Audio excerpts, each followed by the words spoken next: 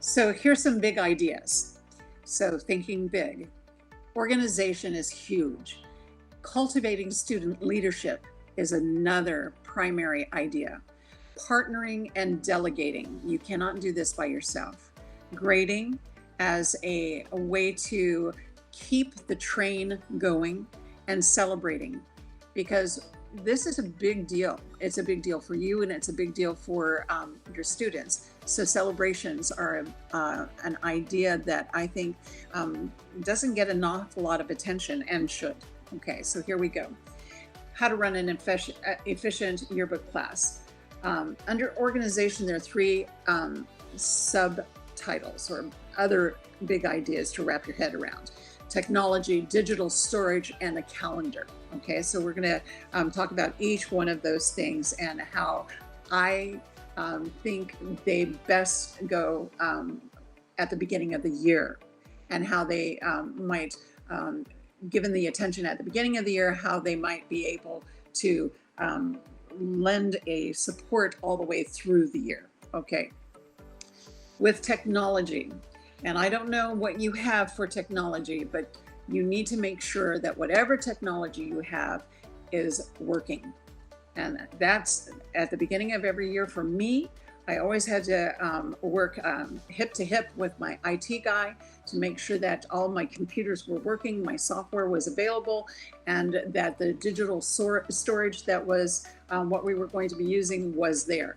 So you have to consider all of your technology needs. I don't know if you're a one-to-one school. I don't know, you're a STEAM school, so you should have a pretty... Yeah, we have pretty good technology. Okay, all the kids are one-to-one. We have Mac computers, we have iPads, and then there's like regular PC. So we're pretty good. So what kind of software?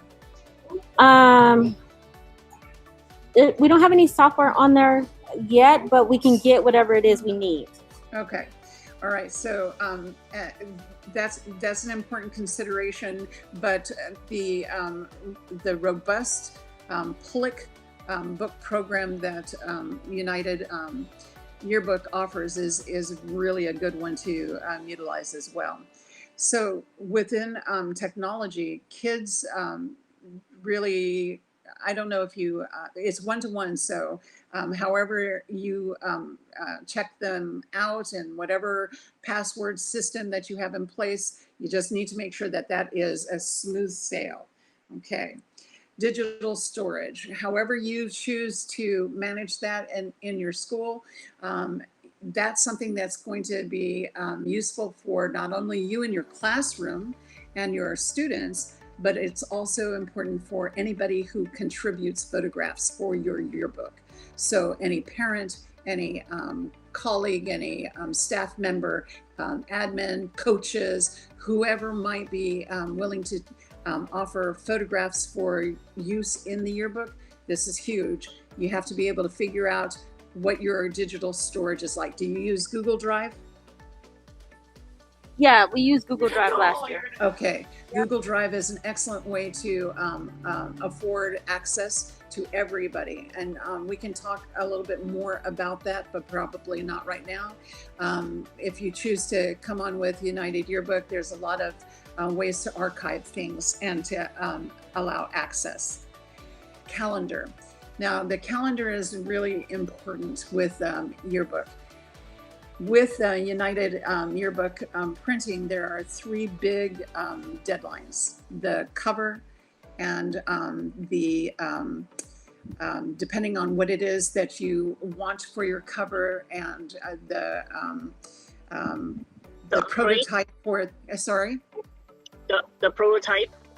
Yeah, the prototype, and then the end of the year. However, because this is a class, you and whatever grading system you have in place, are you semester or quarter or what is it? Semester. Well, but this class, you know what, they're here, well, for the semester for sure, but pretty much once they have here, they're here for their year.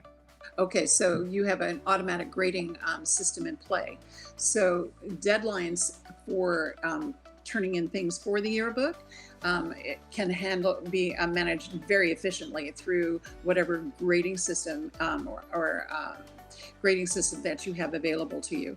So coming down to this area right here, oh, sorry.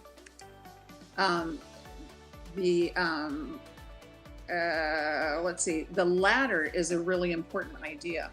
And I want to bring you to this spreadsheet. This is a Google spreadsheet, Google Sheet. And this is something that I utilized with my yearbook. And it had whatever the topic was for the page, and the deadline, and the student who was assigned to it, and any comments that I would make for that particular piece. So this was my Bible. It was our students' Bibles. However, it was subject to change. And it was a very fluid tool, so that if I needed to move things around, I certainly could. If kids wanted to move things around, they had to go through the hierarchy that was in place with our student leadership and me, and then changes could be affected.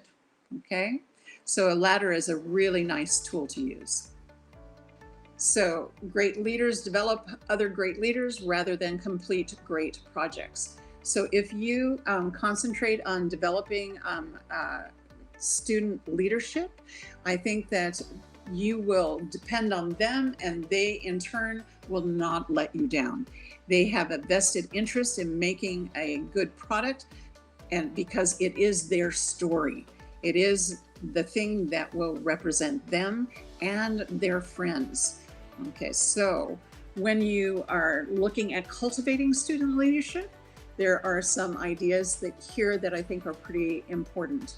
One is honoring their previous knowledge. These kids know a lot that they have learned regardless of whether they're in school or not.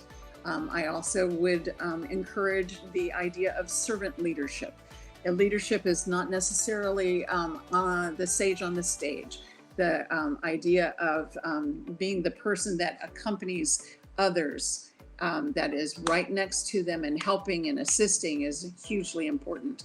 And developing a notion of a true peer mentor is, I think, one of the most outstanding ideas that could occur within the yearbook class. And rotating roles as needed, because you've probably been teaching for a while, and you know that the idea of student leadership ebbs and flows. It's something that changes throughout the year. So recruitment for positions might change as well. So here's some ideas that you might be, some of it probably is something that you know, some of it might be new. Let's give it a try. The kids that you're working with right now are called digital natives. You probably already know that. They are completely in tune with screen swipes, the net, and social media. But that doesn't always mean that they understand how things work. And so access to technology and the systems that you put in place in your classroom for effective management for yearbook is huge, and that needs to be taught. And that can actually be a series of graded exercises. Okay, everybody, I want you to take this image and I want you to put it into this folder on Google Drive, and let's go. And so you can clock that, and you can find out who is having difficulties in accessing the digital storage for the yearbook. Does that make sense? Yeah, no, it does. Yeah. Okay, cool. All right, so honoring their previous knowledge also means that they probably have on their iPhones or their smartphones any number of different photo editing apps. And those could become some serious tools in creating some innovative ways of looking at images for the yearbook. So being open to learning from your students is a huge idea. You sound like you're a fairly young teacher, and you can tell by my voice, I'm a fairly old teacher. Well, thank you. I appreciate that. Oh, you're welcome. So you're probably closer to being a digital native than I am. And so you probably have quite a bit at your disposal with apps on your phone as well that could very effectively do any number of things to images. So being able to access that previous knowledge that they have gained outside of class is could become a really innovative way to look at how your yearbook could be enhanced. Servant leadership. I'm not talking about being a doormat, but I am talking about how leadership is looked at. Leadership is often misrepresented. Good leaders support their staff so that the staff shines. They know when to step aside so that the credit is given to others, and they know how to step up when blame needs to be handled. So when I work with students with in the idea of student leadership, drama is something that occurs. And I've had to have more than my share of come to Jesus meetings with students and having to help them learn to step back and reassess and become more aware of the other in the situation. So those can be wonderful moments, teachable moments for students. We want to encourage leadership to bring everyone along instead of clique kind of mentality. So when you are working toward encouraging student leadership, think about the kinds of behaviors that you would like to see in your student leadership and codify those. List them out and see if there's not a way that you can integrate questions about those kinds of habits of behavior, habits of thinking that you might integrate into reflections.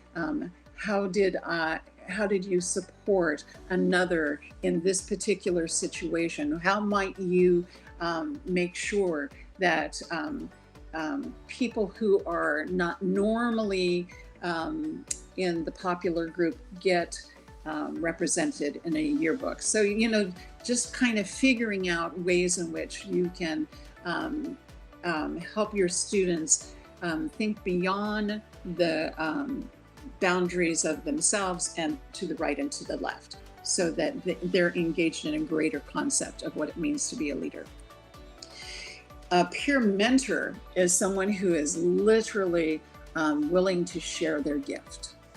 And everyone has a gift. Everyone has a gift. The only way to richly understand the gift that everyone has is to build a community. And you are so fortunate that you are working with middle school. I absolutely loved working in middle school. Thankfully, I had a range of opportunities in my teaching, and I find middle school kids hilarious. They're absolutely the best people in the whole wide world. They're so much fun and quite exasperating at the same time. But if you learn to, and I'm sure you do this, but if you can really get them to interact with everyone in the classroom. So, I mean, everyone needs to know everyone's name. Everyone needs to be able to call on each other by their given name so that they understand who is in the room with them, who they're building this project with, who they're making this dream of a yearbook a reality. So if you can observe them and if you can isolate with their help in conversation what their gift is, and and find out how they're willing to offer this gift to others, that's awesome.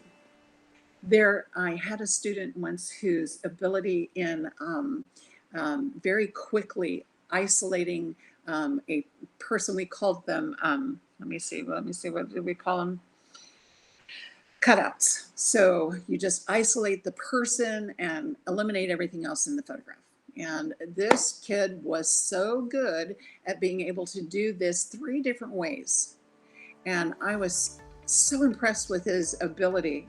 And I asked him, he was a very quiet kid. And I asked him, would you be willing to share this with, say, so-and-so down the line of computers? Because they really are having trouble. They're stuck. And he became our class expert. And he loved it.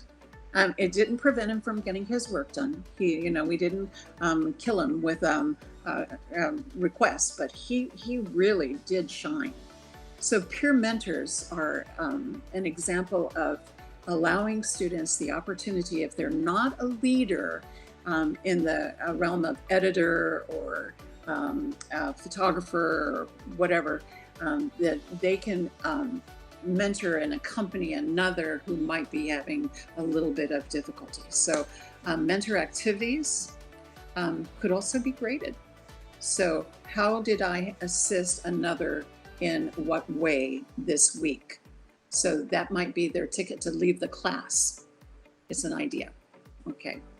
So in cultivating student leadership, I believe that leadership roles can be fluid, because not everybody has the ability to sustain the energy necessary. And the younger you are, the more difficult that is. So the best thing I can suggest is I had teams. I had my editor team, so I had co-editors, and they rotated. Okay, this I can do at this time, and then another editor stood up for the next time, and another editor stood up for the next time. So even though they all were editors, they were able to step in and step out as we needed them, and that really was remarkable, and it helped to sustain the energy necessary in order to get the leadership moving the entire project. You might have some really good salespeople. We had some students who were remarkable in writing excellent announcements to get people energized about purchasing the yearbook. You might have some kids who are just really dedicated to coming in and getting the work done. They're not flashes in the pan. They just are real steady. So it's really true that there is a season for everything. And if you have difficulty with kids following through, thankfully it's a class and there are grades, and you can send letters home, and you can meet kids where they are, and you can find out what might be the contributing factors to their pulling back and not being able to follow through with things that they had perhaps promised.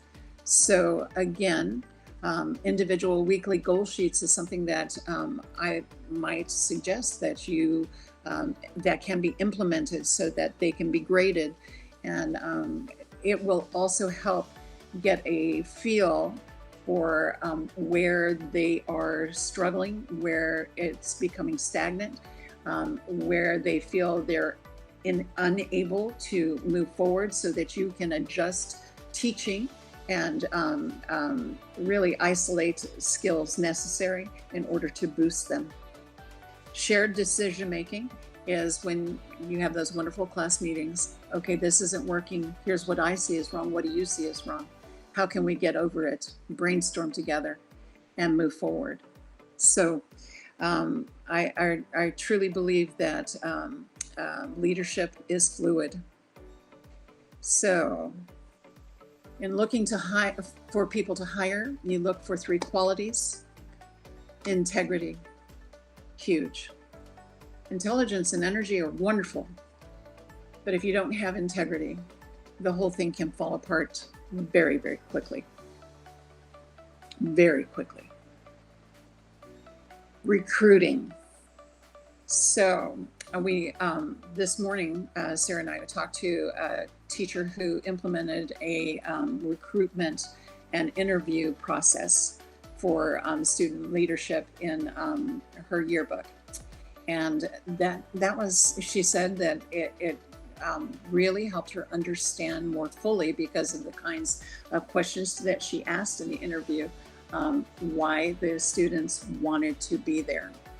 So if you are looking at developing your team of student leaders, you might want to consider doing a interview process, a teacher referral process, to figure out what exactly it is that drives them. Don't forget that if you're doing that, you need to list the qualities that you feel are most important to the particular jobs that you might require for efficient running of your leadership. The interviews will reveal to you how humble your leadership team might be, and how hungry they are to get the work done and to have the opportunity to serve. So moving on. A third idea is partnering, and these are the big ideas: partnering and delegating. You won't be able to do this all by yourself.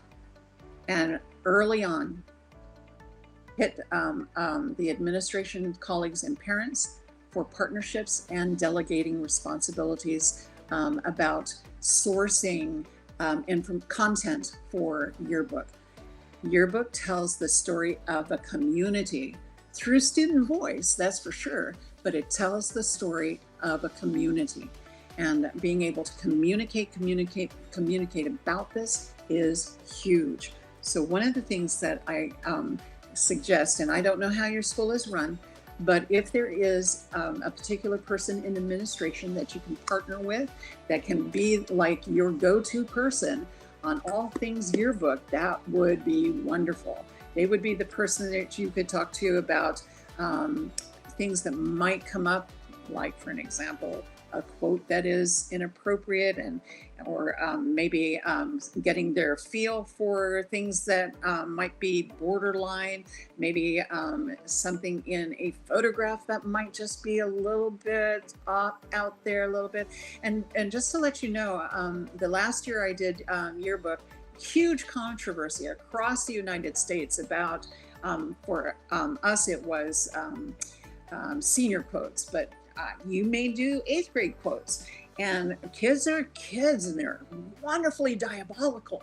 And one of the things that they would be masterful at is just putting up there a episode and a time note or a time Yeah, stamp. I heard about that. Yeah, well, and then it'd be like something so really, cool. really bad at that time. And so I would go right to that timestamp on YouTube of whatever the episode was, of whatever and I was like, oh no, this is not going to fly. So I actually, my student leaders did all of the gathering of the senior quotes through a Google survey. And we just sent all of the quotes to the administration. So my go-to guy went through every single one of them for me. I didn't have the time to do it. My kids didn't have the time to do it, and they weren't going to, I wouldn't want to put them in that situation. So my go-to guy in the admin did a really good job. He just missed one. So I caught that one, and that was okay. But my point is, partnering with your administration is just a remarkable thing to be able to do. The next one is your colleagues. You can't be everywhere. And if your school has any kind of function outside of the parameters of the school day, if you have any kind of events, you and your kids will probably not be able to cover it all. And I have to be honest with you, there were many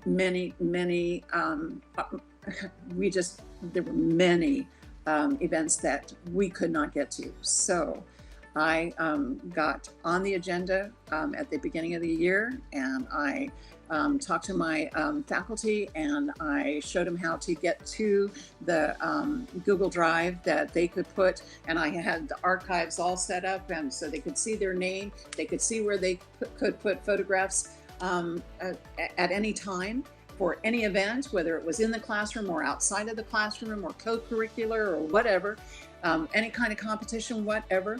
And so it for mock trial and the science Olympiads and robotics, man, that saved me. I got a whole lot of photographs so that the kids who were doing those pages had photographs that could work for them. And I was so grateful. Also, I partnered with the athletic director so that the athletic director had his coaches cooperate. That was huge. It was a huge relief for me to be able to just go to the athletic director and say, okay, I'm going to contact all of the coaches. I'm needing lots and lots of photographs. I can't get to all the games, and I really need, when I said I'm talking about my students too. We just can't get to all the games. We can't get that one photograph that might be really good. So I need to get your parents. I need to get the coaches, whatever. And that was awesome. It was just awesome. And the parents and everybody were able to access that digital storage on the drive and take care of business. It was really cool. So on the faculty meeting, I took pictures of everybody, and then I used them and showed them using the big screen.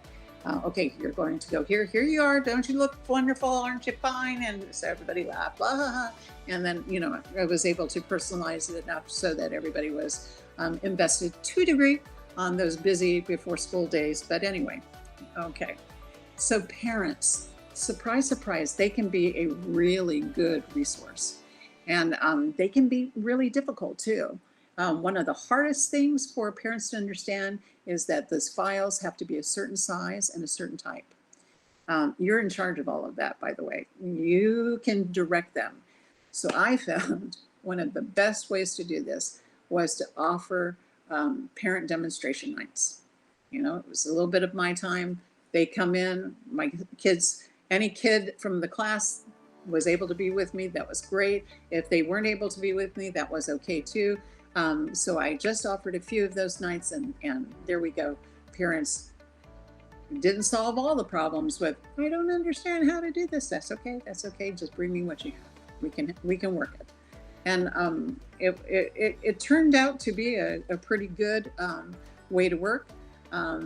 If you have a parent guild, a PTO or a PTA, maybe you could go on one of those agendas and do the very same thing that you could do with your faculty. So they can be an excellent resource. Parents, never forget. They're pretty good. So communicate. Everything that you do is all marketing, and however you want to do it, flyers, posters, parent nights, announcements, ads and programs, athletic events, plays and concerts, rally competitions, teacher administration challenges, anything you want to do, get the yearbook in front of people's faces. Because again, this is their story that your students are telling. And they just, the best way to do this is just to be as evident and available and in their face as you possibly can. It's exhausting. So partner as much as you can. Partner. Delegate. So grading. Now, you're a teacher. I'm not going to tell you how to grade, but I have some suggestions of things to consider. So you have your school's grading practices. By all means, use it. If you don't already use rubrics and advanced organizers, consider doing them. The more objective you can make every assignment, the better. It's not a subjective thing. Everything that you teach in your book can be graded. Use open-ended questions.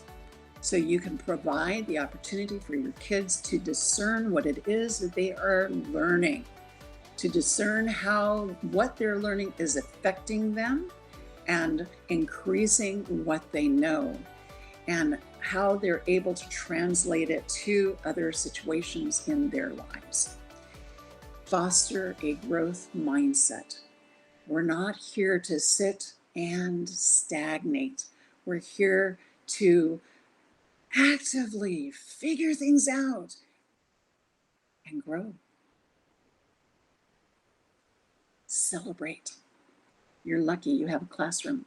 One of the ways I used to celebrate with my kids, and I don't know if your school will let you do this, I didn't ask permission, but I certainly asked for forgiveness after I did this. But I brought in pancake mix, and I brought in my pancake griddle, and I made pancakes all day long. And I have to tell you, oh, what a cool idea.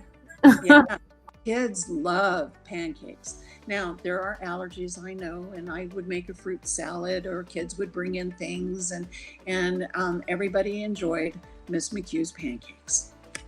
So, celebrations, even on a day that is totally unexpected, is just a wonderful thing to do.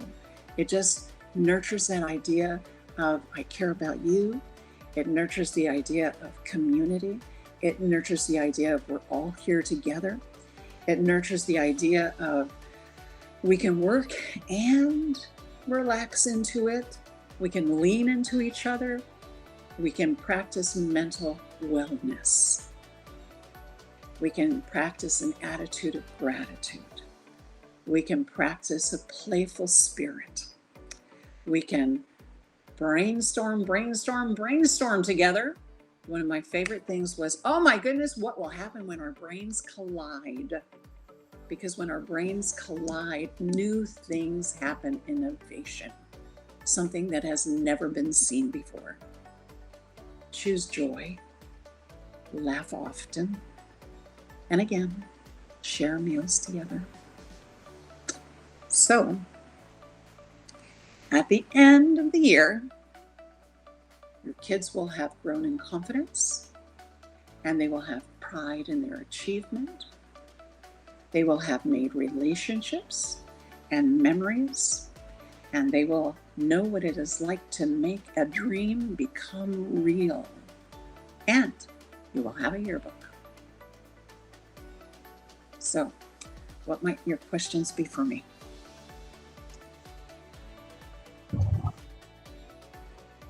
All right, Imani, turn to ask questions. Thank you, Miss Lucy. No, that was really good.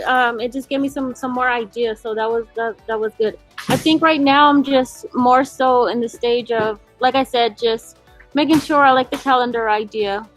We're doing what we're supposed to do at the right time, and now like we haven't really started much, so I'm just trying to assess like student leaders and kind of what they're good at, what they can and can't do, the ones that can stay on task, the ones that are like influential over the other students.